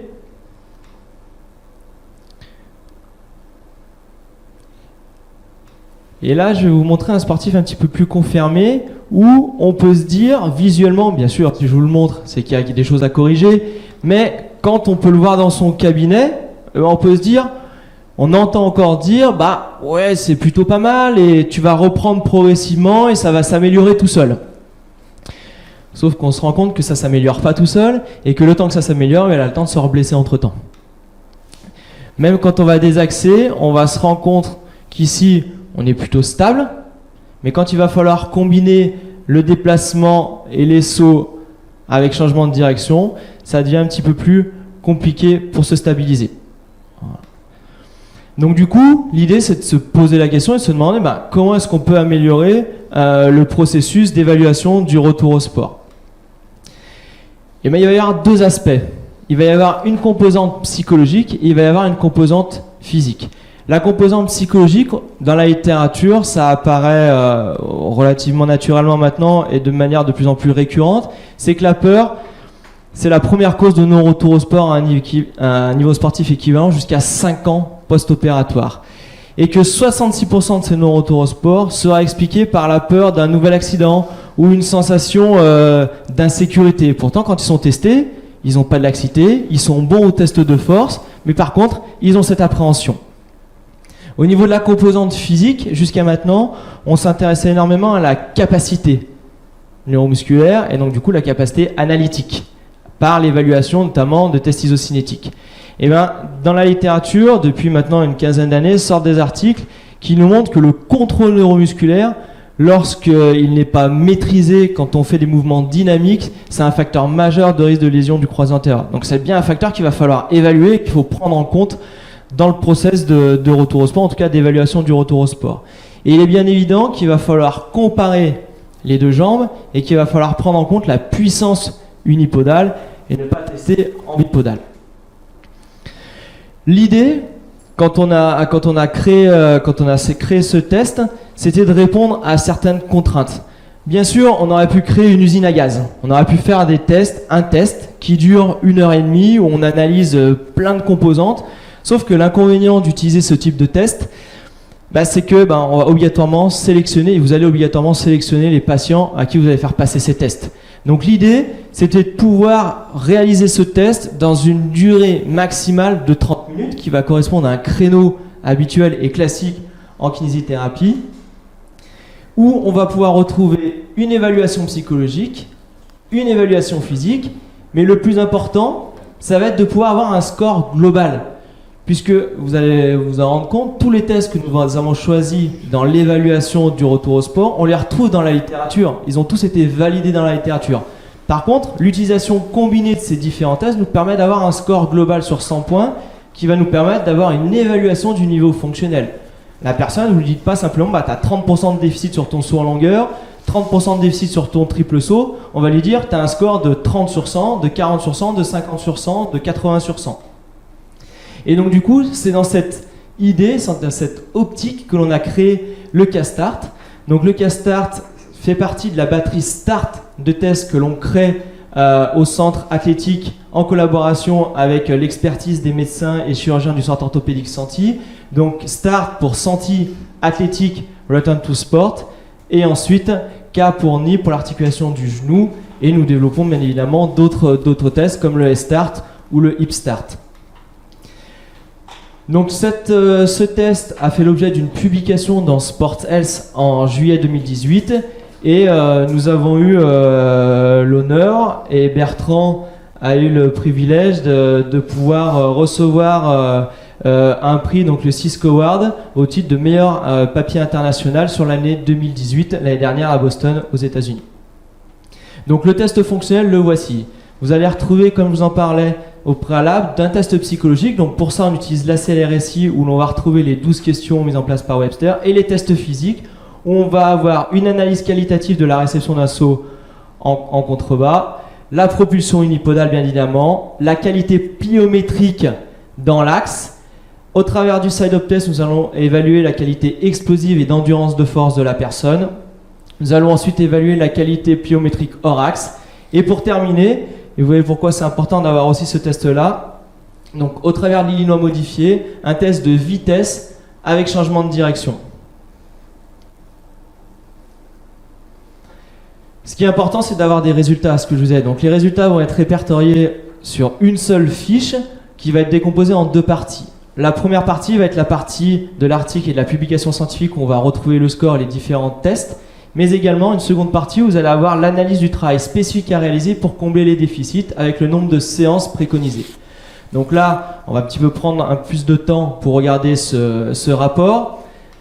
Donc cette première partie, on va retrouver l'ensemble donc de la composante psychologique, mais également l'ensemble des différents tests de composantes physiques avec la différence contralatérale que nous allons pouvoir retrouver. Et bien évidemment, on va avoir notre score sur 100 points qui nous permet d'évaluer le niveau de récupération fonctionnelle de la personne. Alors ça, c'était bien d'avoir ça, mais ce qui est important pour vous et ce qui est important pour toute personne qui est sur le terrain, c'est d'avoir une analyse aussi du travail à réaliser pour pouvoir améliorer ses résultats. Et bien, on va retrouver en bas les différentes qualités physiques à retravailler pour pouvoir améliorer les résultats à ce score. Et vous allez aussi retrouver le nombre de séances à réaliser pour pouvoir avoir un ordre d'idée, pouvoir proposer une planification de cette réathlétisation à vos patients. Donc pour résumer sur le schéma, donc, Bertrand et Germain en ont bien parlé. L'idée, c'est en 2018, il y a cet article qui est paru, c'est que 40 séances, ou en tout cas se focaliser uniquement sur de la rééducation, et notamment de la rééducation uniquement en salle, c'est pas suffisant. Il va falloir que cette prise en charge elle aille au-delà des 3 mois, et donc d'avoir cet accompagnement au-delà de la reprise de la course à pied, et ne pas simplement dire à votre patient reprenez progressivement la course à pied, mais vraiment de les accompagner, que cette prise en charge elle soit spécifique, elle soit bien évidemment orientée terrain en fonction de la spécificité sportive des patients. On retrouve aussi cet article en 2017 qui montre le gros intérêt d'utiliser des hop tests. Bien sûr qu'on va les retrouver, c'est les tests que l'on retrouve le plus souvent, mais en même temps cet article-là nous montre que c'est des tests qui sont fiables, sur lesquels on peut s'appuyer et qui vont être prédicteurs d'un retour au sport, ou en tout cas d'une qualité de de reprise et de niveau de récupération fonctionnelle. Je vous le disais tout à l'heure, il est important aussi d'avoir une évaluation, d'avoir un test de vitesse avec changement de direction. Pourquoi ? Parce que dans cet article et dans cet auteur, donc Kiristis, dont je vous parlais tout à l'heure, il a mis en évidence 3 choses. La première, c'est que bien évidemment, il faut avoir récupéré sa force musculaire et notamment sa force quadricipitale au travers d'une évaluation analytique qu'est l'isocinétisme. Il va falloir ensuite voir si la personne a été capable de récupérer ses schémas moteurs. Donc pour ça, on va utiliser des tests fonctionnels et là principalement les Hawk tests. Mais aussi, ce qui est important, donc c'est bien d'être capable d'avoir récupéré sa force musculaire, son niveau fonctionnel au travers de saut, mais il va falloir être capable de l'exploiter au travers de l'activité physique et au travers d'un test de vitesse avec changement de direction. Et là, il a montré que quand on ne réunissait pas ces 3 critères, on augmentait le risque de blessure par 4. Donc l'idée, c'est de bien se dire que oui, il va falloir travailler et avoir un niveau de récupération musculaire satisfaisant, qu'à ceci, il va falloir retravailler sur le niveau de récupération fonctionnelle, mais bien évidemment, ces tests-là, que l'on va réaliser à la fin du processus pour évaluer le retour au sport, alors les patients demandent toujours des temps, mais bien sûr qu'il faut s'affranchir de ces délais temporels et de parler de niveau de récupération dans les différents éléments. Mais l'idée, c'est qu'un LCA, c'est pas 6 mois. Quand on parle de sport de pivot contact, ça va être à 6 mois d'autoriser une reprise progressive de ces activités-là, bien évidemment sans intégrer les contacts, de pouvoir réintégrer progressivement les contacts et après d'envisager, si tout va bien et si tous les critères sont réunis, on ne pourra pas envisager un retour à la compétition, pas avant le 8e voire le 9e mois. Je vous remercie de votre attention. Merci beaucoup Grégory. Voilà, nous avons eu les 3 interventions, c'est maintenant le temps des questions. Alors on a choisi quelques questions. La première question, ce sera pour Germain.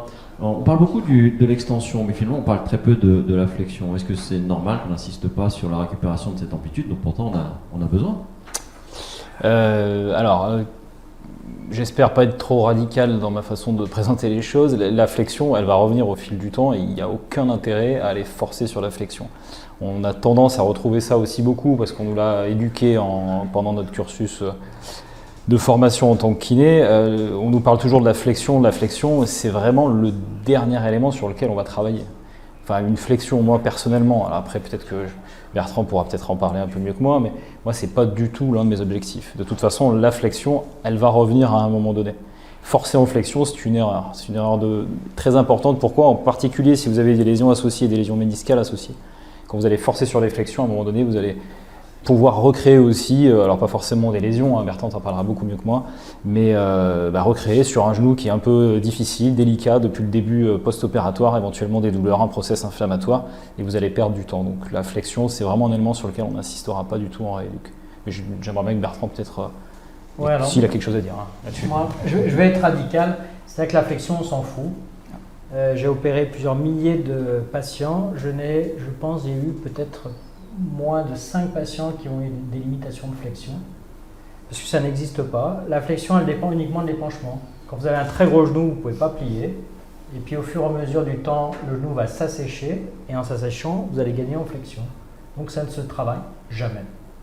Après, il y a une chose qu'il faut noter, mais ça, il faut aussi que vous en ayez conscience, parce que c'est souvent effectivement un problème excessif chez les kinés, c'est quand on travaille en hyperflexion, ça crée des douleurs. Ça, je suis incapable de vous expliquer, mais j'ai eu la chance ou le malheur de me casser le croisé. Quand on casse son croisé, on a une douleur en hyperflexion. Et plus on le travaille, et plus on a mal. Et quand on opère les patients, quand on les revoit à 2 ans, je dirais que quasiment 60-70% se plaignent encore de cette douleur en hyperflexion. Je ne peux pas vous l'expliquer sur le plan anatomique. Ce qui est sûr, c'est que si on le fait et qu'on va le chercher, on a mal.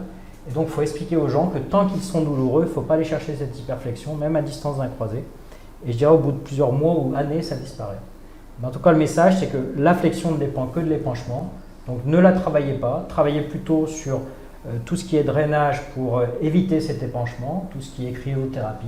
Et en diminuant cet épanchement, vous gagnerez automatiquement en flexion sans travailler, sans forcer, où effectivement, on peut être délétère sur les sutures méniscales notamment. Alors on va continuer dans ce même registre sur plan très pratique. On a bien compris, l'extension c'est un paramètre qui est important de travailler. On a même expliqué de la meilleure façon possible. Cela dit, parfois on se retrouve avec un flexum qui dure dans le temps, bien difficile à réduire. Alors peut-être d'abord trouver l'explication ou nous fournir une bride d'explication et comment lutter contre ce flexum. Quels sont les outils qui seraient les plus adaptés pour nous tous dans notre pratique de tous les jours? Je vais répondre comme tu veux. Vas-y, Jean. Alors, pour moi, c'est qu'il y a eu Alors, on peut avoir des genoux fixés en flexum. Alors ça, peut-être que justement, on aura une explication un peu plus chirurgicale sur d'autres éléments qui nous échappent. Moi, quand je récupère en pratique libérale des patients qui ont eu des flexums, quand je les récupère, qu'on me les renvoie en fait à 2-3 mois parce qu'il y a un flexum persistant, souvent, malheureusement, c'est qu'il y a eu un défaut de prise en charge, voilà, pour être clair. C'est-à-dire que j'ai l'exemple, en fait, en fin de semaine dernière, d'une jeune patiente qui est venue me voir, qui se balade après 2 mois de réhab, qu'on m'envoie pour un déficit de flexum, mais en fait, ça a été réglé en une séance. Juste avec le biofeedback, l'explication et la réintégration du VM. Parce que je pense que c'est quand même un élément aujourd'hui qu'on n'a pas forcément et qu'on n'a pas forcément connaissance en tant que kiné, et qu'on oublie. En fait, pour moi, c'est un défaut de rééducation, en fait, tout simplement. C'est peut-être un peu radical, encore une fois, c'est peut-être la soirée de la radicalisation, je ne sais pas, mais en tout cas, il y a un problème. Pour être encore plus pratique, devant un flexum, c'est ce que je vous ai montré, mettez le patient sur le ventre. Oui. S'il a une contracture réflexe des ischios, ce qui doit être à peu près dans 99% des cas, si vous sidérez ces ischio-jambiers, vous avez fait une première étape. Attention, ça ne suffit pas, c'est-à-dire que de fatiguer les ischio-jambiers ou alors ces contractions flash, ces mécanismes de Sherrington, vous allez gagner cette extension. Mais si derrière vous ne réveillez pas votre vaste médial, comme dit Germain, les gens vont se remettre automatiquement en flexum. Nous on a fait la tentative, c'est-à-dire que vous avez quelqu'un en flexum, vous réduisez en décubitus ventral le flexum, vous les faites marcher, 3 pas, vous les remettez sur la table, ils ont de nouveau 20 degrés de flexum. Vous refaites le même mécanisme, vous sidérez les ischio-jambiers, ils retrouvent l'extension, vous réveillez votre vaste médial. Là, pour le coup, le petit coussin il aide, mais il ne faut pas faire de l'écrase-coussin parce que c'est de la co-contraction. Vous faites de la contraction isolée et spécifique du vaste médial. Les gens, ils repartent, ils n'ont plus de canne, ils ont l'extension complète. Et honnêtement, ça marche dans 90% des cas. Là où Germain l'a dit un petit peu, c'est que dès qu'il y a une chronicité dans ce flexum, on n'est plus du tout dans le même schéma. Et il y a des patients qui, je pense, ont un schéma moteur qui est complètement faussé. Et comme je le dis, c'est ça qui est incroyable, j'ai l'impression, moi, c'est complètement empirique, hein, mais qu'il y a un fusible quasi-joncté, qui n'est pas un fusible psychologique, hein, qui est un fusible moteur, où les gens n'ont plus la commande motrice du quadriceps spécifique et qui ont ce mécanisme réflexe d'ischio-jambier. Et on en a même vu, j'ai une patiente corse que j'adore, là, qui est restée 2 ans et demi comme ça. Et on a mis à peu près 6 mois pour réintégrer son quadriceps dans sa marche, parce qu'elle était passée sur un schéma moteur où elle tenait debout par ses chaînes postérieures. Donc c'est compliqué, mais je pense honnêtement que dans 90% des cas, si vous mettez les patients sur le ventre et que vous sidérez les ischios, 1, 2, vous réveillez leur vaste médial, vous allez lever 90% des flexums. Très bien, merci. Grégory, je vais revenir vers toi. J'ai une dernière question qui va rejoindre à la fois tes propos et l'aspect pratique. Bertrand, tu nous as expliqué que le mécanisme de lésion devait être analysé et on a presque une ligamentoplastie qui doit être adaptée à ce mécanisme. Donc finalement, on n'a pas une ligamentoplastie, mais des ligamentoplasties adaptées aux patients. C'est ce que tu nous as expliqué. Et dans notre quotidien, on a l'impression qu'on a des ligamentoplasties qui sont très dépendantes des chirurgiens. Il y a ces chirurgiens qui font leur propre ligamentoplastie avec ce phénomène halo, c'est-à-dire qu'on a appris d'une façon et on s'y tient. Mais si finalement la ligamentoplastie ne correspond pas au mécanisme, ça peut bien venir perturber la rééducation et ça peut la compliquer. Est-ce que c'est réel ça? C'est compliqué parce que tu me titilles sur la critique de mes collègues. Un petit peu, j'avoue. Mais si tu veux, c'est toujours pareil. C'est comme dans tous les métiers. Nous, on n'est pas meilleurs que les autres, mais on a un volume d'activité qui fait qu'on a une vision probablement différente.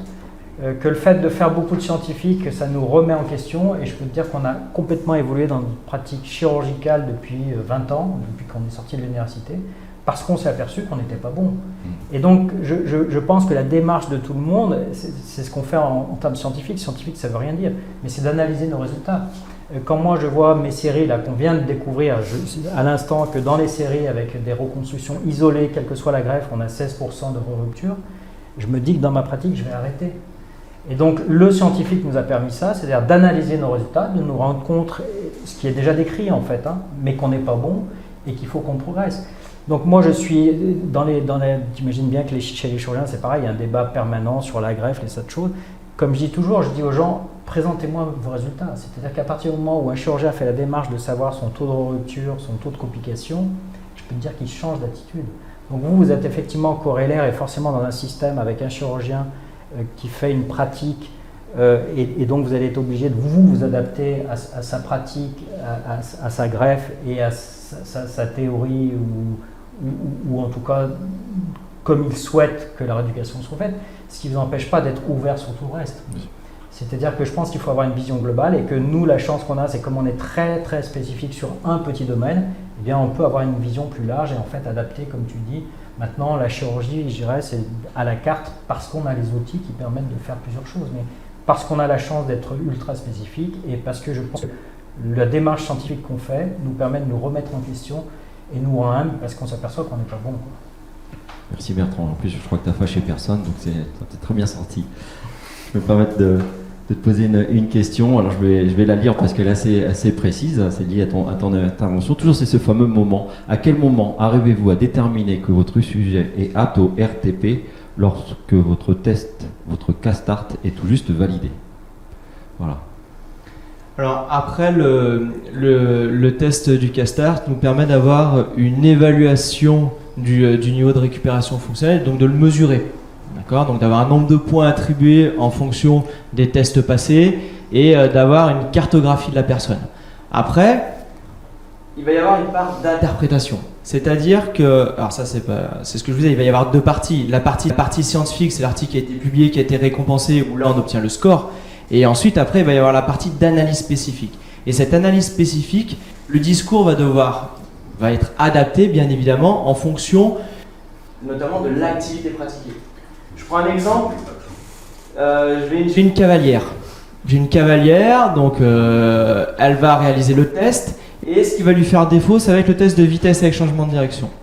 À côté, je vais avoir une basketteuse qui va avoir le même test et qui, elle, va avoir le même déficit dans le test de vitesse avec changement de direction. Ben, mon discours ne va pas être du tout le même. C'est-à-dire que ma basketteuse, c'est une évidence qu'il va falloir qu'elle retrouve cette capacité à utiliser sa force et sa fonctionnalité dans ses changements de direction pour pouvoir optimiser son retour au sport et pour pouvoir retourner plus sereinement, parce que le risque zéro n'existe pas, mais plus sereinement à son activité en comparaison de ma cavalière. Très bien, merci. Alors je vais vous permettre peut-être que vous avez des questions à vous poser les uns les autres, éventuellement, si vous voulez parfaire cette intervention avant de conclure. Non, pas de questions. Germain. Peut-être à Bertrand, alors c'est une question très générale et je ne sais pas s'il a la réponse. C'est les évolutions futures. Il aura une minute ou une minute 30 pour répondre. Les évolutions futures de la chirurgie du croisé. Alors, tu as parlé quand même grandement des éléments périphériques. Tu n'es pas obligé de le dire, mais où on en est aujourd'hui et puis où tu penses qu'on en est. Non, je pense que la chirurgie, on arrive à maturation, ça va mettre 10-15 ans pour qu'on progresse et qu'on soit bon, mais on va être bon uniquement grâce à vous. C'est-à-dire qu'à partir du moment où la kiné sera meilleure en pré-op, en post-op, où on aura des tests objectifs de retour au sport, ce qu'on a complètement négligé pendant des années et c'est notre faute, je pense qu'on va optimiser ces résultats qui restent médiocres et qu'on va enfin avoir une diminution de ces ruptures, un retour au sport qui sera meilleur et une optimisation de nos traitements. Mais comme toujours, c'est un travail d'équipe et je pense que si tous on en prend conscience individuellement, chirurgien, kiné ou préparateur physique, on va forcément progresser. Et Grégory l'a dit, le modèle à suivre, c'est le modèle des pros. Il n'y a pas de raison que les pros aient des résultats bons et dans tous les points de vue qu'on vient de développer et que ce ne soit pas vrai pour la population générale. Il faut simplement unifier nos travaux et vraiment, je crois, tous optimiser notre prise en charge, que ce soit en chirurgie, en rééducation ou en réathlétisation. Et c'est dans ces schémas-là qu'on va forcément progresser.